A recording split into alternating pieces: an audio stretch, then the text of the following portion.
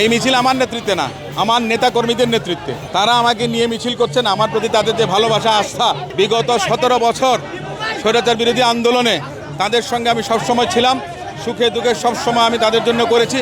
সে কারণে তারা আমাকে নিয়ে আজকে এই গণমিছিলের কর্মসূচিটা শুরু করছে। আমার জীবনের বড় পাওয়া প্রাপ্তি নেতা কর্মীদের জন্য করেছি। তারা আমার পাশে সবসময় ছিল, আমি তাদের পাশে আগামীতেও আমি থাকবো, অতীতেও ছিলাম। আমি এটা অন্তত বিশ্বাস রাখতে পারি। আমাদের নেতাকর্মীরা দেশ গড়ার প্রত্যয় নিয়ে রাজপথে বিগত দিনে ছিল, এখনও আছে, আগামীতেও থাকবে। আমার ভোটারদের কাছে প্রত্যাশা, আমাদের এই অঞ্চলের ভোটার যারা আছেন, বিগত দিনে বাংলাদেশ জাতীয়তাবাদী দল বারবার ক্ষমতায় এসছে, জনগণের সঙ্গে বিএনপি গাদ্দারি করেনি, কিংবা বিএনপি জনগণের সঙ্গে প্রতারণা করেনি। যেটা আওয়ামী লীগ করেছে, তত্ত্বাবধায়ক সরকার ব্যবস্থা বাতিল করেছে।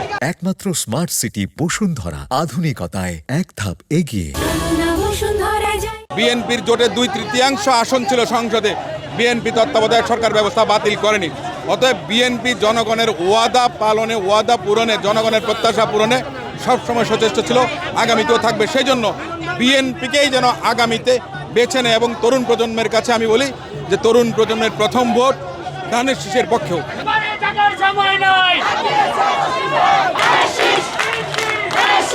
আমাদের এই ধানের শীষ প্রতীক শুধুমাত্র বিএনপির প্রতীক না, এই প্রতীক আপামর জনতার প্রতীক। এই দেশের উন্নয়নের স্বার্থে, জনগণের স্বার্থে, দেশের ভবিষ্যৎটাতে, গণতন্ত্রের স্বার্থে আপনারা আপনাদের পছন্দের প্রার্থীকে সংসদে প্রেরণ করুন।